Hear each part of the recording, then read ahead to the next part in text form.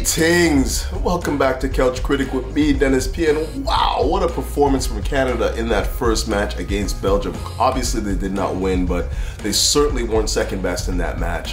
They showed so much promise, so much attacking threat going forward, had them hemmed in, their press was really good, you know, connections in the middle third was really good.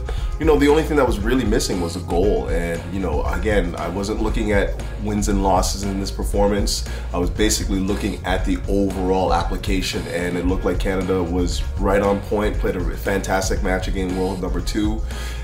Belgium, and did not disappoint. You know, unfortunately we could not get the goal, and you know, the game goes as such. But as I've been saying before, this particular segment is a mini-series that I'm doing on Canadian players. We're going to be profiling some of the lesser-known talents. We started with Tejan Buchanan, who I thought looked very, very good as an attacking winger against Belgium. And today we're going to be looking at Ismael Kone, young, very raw midfielder that has basically just broken through the ranks. Okay, so Ismael Kone comes to Canada at the very, very young age of 7 from the Ivory Coast, and with his mother looking for a better life, and as most Ivorians has a love for football and had the opportunity to, you know, work on his skills here in Canada, in particular Montreal. Now, I want to start with his stature because he's a midfielder, central midfielder, but he's a big boy for the age of 20. He's about 6'2", I do believe, and not very wiry. Like he's a solid 6'2", and you know, that's the first thing that will stand out about him when you see him play. He's big, you know, and with that, he still has a lot of room to grow. You know, like you can see that his frame can take on a lot more mass, and he won't lose much in terms of like his agility and quickness. But with that said, the one thing that I've noticed about this guy, and again, like this has been a meteoric rise. Like let's not get it twisted here. This guy came out of nowhere. Now the things that stand out for him that I want to touch on, first and foremost, besides his stature, is his ability to pick a pass. He is an incredible passer of the football. It just seems like a natural ability for him when you see him pass. Not just the weight of the pass, but also the vision. Like he sees a picture and plays it right into the path of the receiver, which is something I love to see from young midfielders. You know, the ability to pick a pass is one thing, but another thing is to like hit them in stride and allow them to just continue on their run. And he has that. I mean, you watch him on the ball, and he's just such an elegant passer, a guy that just like looks so effortless when he's making passes and puts it again right into the feet of the receiver.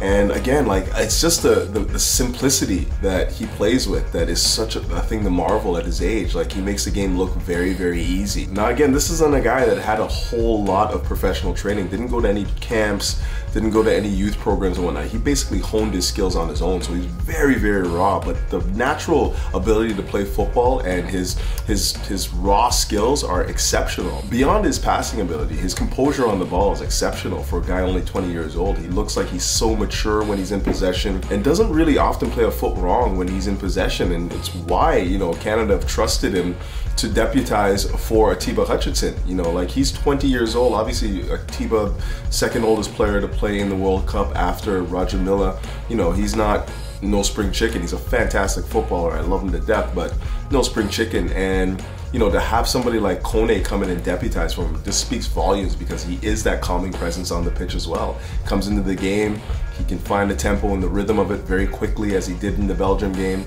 and uses his power too. Like he's a strong physical presence as a number 6. He's not somebody that I want to see Canada rely on heavily in this particular tournament. I want them to give him the minutes where he can get them, you know, 20, 30 minutes here and there. But the next World Cup, when Canada's hosting, he's about 24, 25 years old. That's when you think he's going to be at his peak in terms of like his ability on the ball, if he continues on this trajectory, of course. And that is going to be something to behold. Now, with most young footballers, especially in that midfield, the hardest thing for them to learn and, you know, really take on, because it comes with time and age and maturity and whatnot, is the defensive aspect of the game. And I feel like that's where he needs to see the most growth right now. Just the ability to, like, you know, snuff out any real danger. A guy that can put himself in positions to anticipate where the danger is. Just the reading of the game, you know, being somebody that doesn't just you know, rush of blood, just snapping on challenges, pick up yellow cards and stuff like that. Needs to be a little bit more composed when out of possession as he is in possession. So those are the things that I think that he needs to work on, just being a real menace. But I mean, if he can pick up that defensive thing, which usually comes later on anyways, like I'm talking maybe 25, 26 years old, when he's played a lot more football. If you can pick that stuff up, I think that we got a complete midfielder, a guy that can give you anything that you want in a midfielder.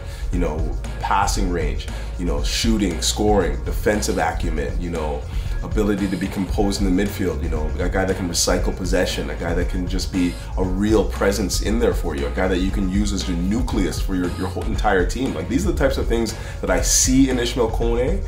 If he can bring them to the fore is another thing, but again, the raw skills are there. He just needs to refine himself a bit more, and, you know, just play a lot more football, soak it up, you know, maybe challenge himself at a different level later on in his career. And, you know, I think that that is just going to push him, because like I said, the mental aspect of this guy is incredible. Like, the mental attributes are incredible. The fact that, like, this guy is a self-made footballer, a guy that just taught himself the game, you know, after being knocked down time and time again from the Montreal youth program, time and time again. I'm talking three times in succession where they looked at him and did not select him for their team. This guy continued on the path to find himself into professional football, and, you know, just didn't take no for an answer and just continued to work.